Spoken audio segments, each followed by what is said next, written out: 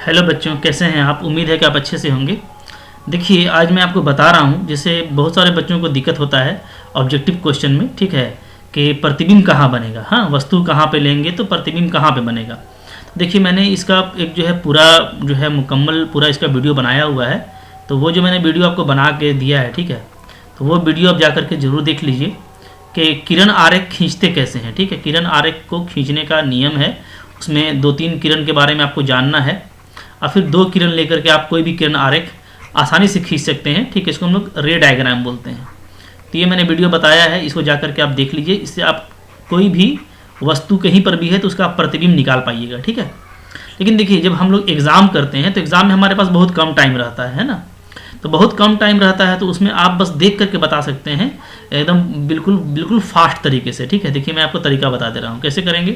देखिए, यहाँ पर मेरे पास ये अवतल दर्पण है, देख रहे हैं आप, ठीक है, और अवतल दर्पण में ज़्यादा इंपॉर्टेंट अवतल होता है और लेंस में ज़्यादा इंपॉर्टेंट उत्तल होता है। ठीक है, तो अवतल दर्पण हो गया। इसके सामने देखिए, आप लोग जानते हैं पहले से, जैसे ये पी है, पी को क्या बोलते हैं? इसको हम लोग बोलते हैं ध्रुव। ठीक है, यानी पी फॉर पोल इसको बोला जाता है ना।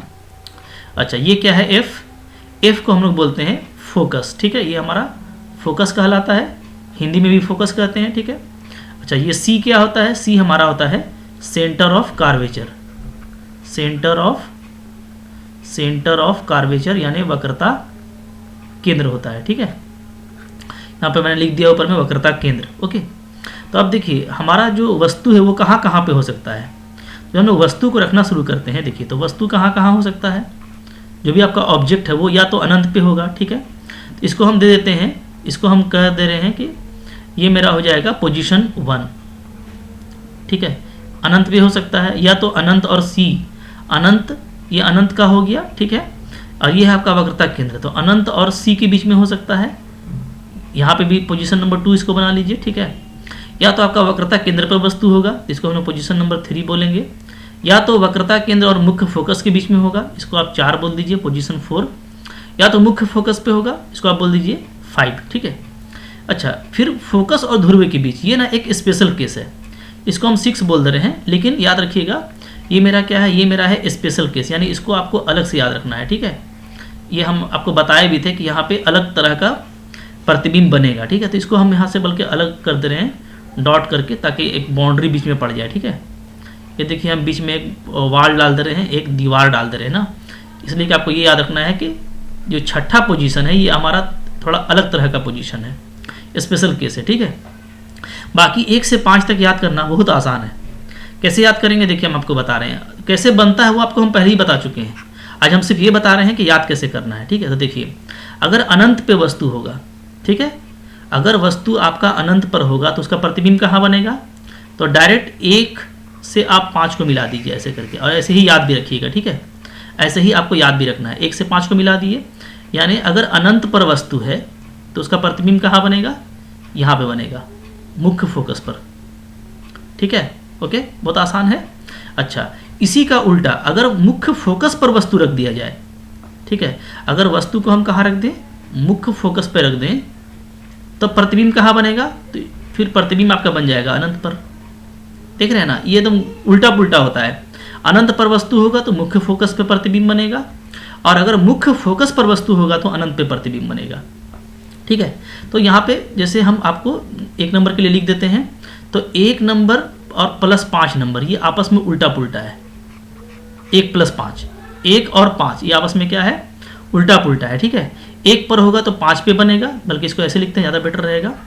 ठीक है, 1 और 5 आपस में मैच करेगा। ठीक है, 1 और 5, यानी 1 पर होगा तो 5 पे बनेगा, और 5 पे होगा तो 1 पे बनेगा, यानी अनंत पर होगा तो मुख्य फोकस पे बनेगा, और मुख्य फोकस पे होगा तो अनंत पे बनेगा। पोजीशन पता चल गया? ठीक है, अच्छा, अब देखिए, अगर सपोज करते हैं कि 2 पर है वक्रता, अनंत और सी के बीच में है, अगर पोजीशन नंबर 2 पर है, अनंत और सी के बीच में है, तो कहाँ बनेगा? तो वक्रता केंद्र सी एवं मुख्य फोकस के बीच में बनेगा, यानी 4 पे बनेगा।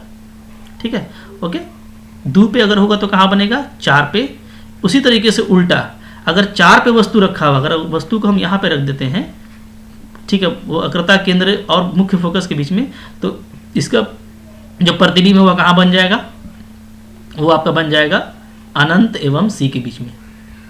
एकदम आसानी से याद रखिएगा, ठीक है। तो पहले आपको देखिए ये लाइन याद होना चाहिए ना, ये जो लाइन है जिस पर सी और एफ होता है इसको क्या बोलते हैं, इसको हम लोग बोलते हैं मुख्य अक्ष, ठीक है। ये जो लाइन इसको क्या बोला जाता है, इसको बोला जाता है मुख्य अक्ष बोलते हैं, जानते हैं आप लोग, इंग्लिश में बोलते हैं प्रिंसिपल एक्सिस, ठीक है। तो मुख्य अक्ष पर कौन कौन, सबसे पहले अनंत आता है, फिर यहाँ पे सी होता है, तो अनंत और ये अनंत हो गया, अनंत और सी के बीच, फिर ये सी हो गया सी पर यानी वक्रता केंद्र पर, फिर देखिए ये एफ है तो सी और एफ के बीच में, ठीक है, फिर खुद एफ आ गया यानी फोकस पर, और एफ के बाद फिर क्या आता है, डायरेक्ट ये पी आ जाता है तो एफ और पी के बीच में, ठीक है। यही 6 तरह का पोजीशन पॉसिबल है ना, क्लियर हो गया। तो अगर हम लोग देखिए क्या बताया सेकंड में कि अगर 2 पे रखेंगे तो प्रतिबिंब बनेगा 4 पे, और अगर 4 पे रखेंगे तो कहाँ बनेगा, 2 पे बनेगा, उल्टा पुल्टा, ठीक है। तो एक ये याद कर लिए, 1 पर रहेगा तो 5 पे बनेगा, और दूसरा ये याद रख लिए कि 2 पे रहेगा तो 4 पे बनेगा, या उल्टा पुल्टा, ठीक है। अब आया सवाल 3 का, देखिए अगर 3 पर रहेगा तो 3 चूंकि अकेला बच गया है, ठीक है, तो 3 पे रहेगा तो प्रतिबिंब भी इसी पे बनेगा, प्रतिबिंब इसी पे बनेगा, ठीक है।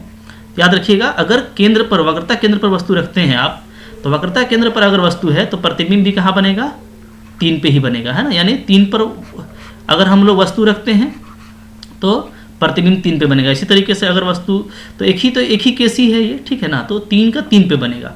तो आपको सबसे पहले एक पोजीशन याद हो गया, ठीक है। तो पोजीशन हम लोग ऐसे इस तरीके से याद कर लिए कि जो प्रतिबिंब का स्थिति है वो आपको फौरन देखते ही पता चल जाएगा कि कहाँ पर बनेगा। अगर वस्तु आपको दिख रहा है पोजीशन 1 पर है यानी अनंत पर है, तो आप डायरेक्ट बोल दीजिएगा कहाँ बनेगा, फोकस पर। अगर आपको बोल दिया भाई कि प्रतिबिंब फोकस पे बन रहा है तो वस्तु कहाँ है, तो डायरेक्ट यानी अनंत पर बन रहा है। ये आपको याद रखना है, ठीक है। दूसरा चीज़ देखिए, दूसरा चीज़ हम लोगों को पता है कि अवतल दर्पण के सामने, ठीक है, 1 से लेकर के 5 तक, ये जो पोजीशन है ना 1 से लेकर के 5 तक, यहाँ तक, इस पूरे में कैसा बनता है, इस पूरे में आपको वास्तविक प्रतिबिंब बनेगा। क्या बनेगा, वास्तविक प्रतिबिंब। हम लोग ये देखे थे कि ये वास्तविक रेखा से बनता है तो वास्तविक बनेगा, और वास्तविक अगर बनेगा तो आपको हम ये भी बताए थे कि वास्तविक जब भी बनता है तो क्या बनता है, उल्टा प्रतिबिंब बनता है, ठीक है। तो 1 से लेकर के 5 तक के लिए याद रखिएगा, हाँ, 1 से लेकर के 5 तक के लिए जो पोजीशन है, जो स्थिति है वस्तु की, वहाँ पे जो प्रतिबिंब आपको प्राप्त होगा वो क्या होगा, वो आपको वास्तविक प्राप्त होगा और उल्टा प्राप्त होगा, ठीक है। याद कर लिए, चलिए। अच्छा, उसके बाद आपको ऊपर पोजीशन मिली है कहाँ पे बनेगा, फिर वास्तविक और उल्टा होगा, ठीक है। अच्छा, अब देखिए साइज कैसे बड़ा होता है, तो हम आपको बताए थे कि अगर अनंत पर वस्तु होगा तो जो प्रतिबिंब बनेगा वो बिल्कुल क्या होगा, बिल्कुल एकदम शून्य के आकार का होगा, एकदम बिंदु आकार का होता है, ठीक है। अगर यहाँ पे बनेगा तो बिल्कुल क्या होगा, बिल्कुल ये आपका बिंदु आकार का होगा, ठीक है। फिर जैसे जैसे हम लोग आगे बढ़ेंगे ना वैसे वैसे प्रतिबिंब का साइज बड़ा होते जाता है। देखिएगा प्रतिबिंब का साइज क्या हो रहा है, देखिए बड़ा होते जा रहा है, बड़ा, ठीक है। तो अनंत पर हो गया, बीच में हो गया, केंद्र पे हो गया, ये हो गया, और मुख्य फोकस पे जब हम लोग आएंगे तो यहाँ पे और अत्यंत ही बड़ा हो जाएगा। देखिए बड़ा होते जा रहा है ना, ठीक है। अब यहाँ इसको थोड़ा सा आपको आराम से याद करना है, लॉजिक से। देखिए जब आप केंद्र पर आएंगे यानी जब आप सी पर आएंगे, जब आप सी पर आएंगे तो सी पर जो आकार होता है वो समान हो जाता है। क्या हो जाता है, समान, माने जैसा वस्तु है उसी आकार का प्रतिबिंब भी बनेगा, ठीक है, समान हो गया। तो अगर ये समान है तो इसका मतलब क्या है, इसका मतलब है कि पहले जो था वो आपको वस्तु से क्या था, छोटा था। देखिए धीरे धीरे बड़ा हो रहा है ना, क्योंकि धीरे धीरे बड़ा हो रहा है, ये धीरे धीरे आपका बड़ा होते जा रहा है, ठीक है। और यहाँ पे समान हो गया। समान का मतलब क्या है, समान का मतलब ये है कि इधर जो बन रहा था आपको, इधर आपको वस्तु से छोटा बन रहा था, इधर जो बनेगा वो क्या बनेगा, वो बनेगा आपका वस्तु से छोटा, ठीक है। इधर हम लोग का बनेगा वस्तु से छोटा, और जब हम लोग इधर जाएंगे सी के बाद जाएंगे तो क्या होगा, ये वस्तु से आपका बड़ा होने लगेगा, ठीक है। क्या होने लगेगा, वस्तु से बड़ा। तो ये आपको ऐसे याद रखना है, ठीक है। मतलब केंद्र पर, वक्रता केंद्र पर वस्तु के आकार का समान होता है, उसके पहले वस्तु से छोटा होगा, लेकिन प्रतिबिंब जो है ना, जैसे जैसे आप मतलब अगर आप कोई आदमी है सपोज कीजिए और अगर दौड़ रहा है, ठीक है, जैसे जैसे वो प्रतिबिंब के नज़दीक आते जाएगा, जैसे जैसे देखिए वो प्रतिबिंब दर्पण के सामने आते जाएगा, उसका प्रतिबिंब क्या होता जाएगा, बड़ा होता जाएगा, ठीक है। ओके, तो धीरे धीरे बड़ा हो रहा है, लेकिन यहाँ पे चूंकि समान आकार का है सी पर, तो आपको ये याद रखना है कि इसके पहले वस्तु से छोटा होगा। प्रतिबिंब तो धीरे धीरे बड़ा हो रहा है, लेकिन ये सब वस्तु से छोटा होगा, और इस यहाँ पे समान हो गया ठीक है। तो अब समान होने के बाद क्या हो जाएगा, इधर फिर आपका वस्तु से भी बड़ा होने लगेगा, ठीक है। तो धीरे धीरे बड़ा होने का यही मतलब है, आपको सी वाला समझ करके रखना है, ठीक है। तो स्थिति कहाँ पर, 1 पर और 2 पर क्या होगा, वस्तु से छोटा। स्थिति 3 पर, पोजीशन 3 पर वस्तु के आकार का समान, और फिर इधर 4 और 5 पे क्या होगा, वस्तु से बड़ा हो जाएगा। याद रहेगा, ठीक है। देखिए 6 पर फिर क्या होगा, ये जो स्पेशल केसेस का बात कर लेते हैं। तो याद रखिएगा, इधर सारा जगह वास्तविक प्रतिबिंब बन रहा था, इसमें आपको अकेले काल्पनिक प्रतिबिंब बनता है। तो अगर आपसे कोई पूछे कि क्या अवतल दर्पण में काल्पनिक प्रतिबिंब बन सकता है, तो बिल्कुल बन सकता है। कब बनेगा, जब मुख्य फोकस, ये जो मुख्य फोकस है, इसके और दर्पण के ध्रुव के बीच में वस्तु रखेंगे तब बनेगा। काल्पनिक बनेगा तो इसका मतलब है डेफिनेटली क्या बनेगा, सीधा बनेगा, ठीक है।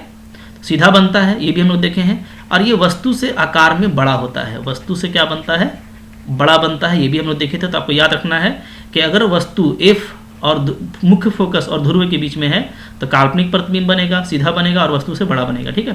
ये हम आपको दिखाए भी थे, आपको हम दिखा देते हैं, ठीक है। वो जो हम लोग अपने वीडियो में लास्ट जो हम लोग लेक्चर में किए थे, देखिए यही फिगर था ना, यही फिगर है, देख लीजिए, ठीक है। ये हमारा है वो लास्ट वाला स्पेशल केस, ठीक है। इस स्पेशल केस में आप देखते होंगे कि क्या हो रहा है, जो वस्तु रखा हुआ है वो फोकस और पी के बीच में रखा हुआ है। प्रतिबिंब देखिए पीछे बना है तो काल्पनिक है, ठीक है, क्योंकि डॉटेड लाइन से बन रहा है। सीधा भी देख रहे हैं आप, सीधा बना है, और क्या बना है, वस्तु से बड़ा बना है, ठीक है।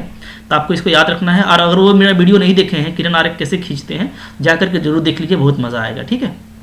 तो ये होगी हमारा अवतल लेंस का। अगर आप उत्तल लेंस को याद रखना चाहते हैं तो उत्तल लेंस को भी याद रखना काफ़ी आसान है, ठीक है।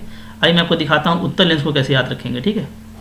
देखिए ये हो गया हम लोगों का उत्तल लेंस। नीचे में उत्तल लेंस में 2 ही तरह का संभावना है, ठीक है। सॉरी, उत्तल दर्पण, माफ़ कीजिएगा, उत्तल दर्पण।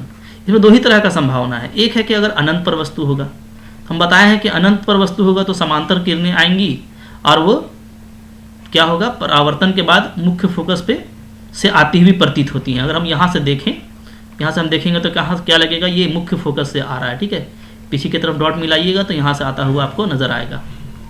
तो यानी अनंत पर अगर वस्तु है तो मुख्य फोकस पर इसका प्रतिबिंब बनेगा, ठीक है। प्रतिबिंब कहाँ बनेगा, मुख्य फोकस पर, और छोटा होगा यानी बिंदु के आकार का होगा, ठीक है। और अगर हम लोग किसी दूरी पर रखते हैं, यानी अगर हम दर्पण के सामने रखते हैं, ठीक है, अवतल दर्पण के सामने, उत्तल दर्पण के सामने, दर्पण के सामने, ठीक है, सामने रखते हैं किसी निश्चित दूरी पर, तो इसका प्रतिबिंब देखिए दर्पण के क्या बनता है, पीछे बनता है, देख रहे हैं, ठीक है, पीछे बन रहा है, यानी ये काल्पनिक प्रतिबिंब है।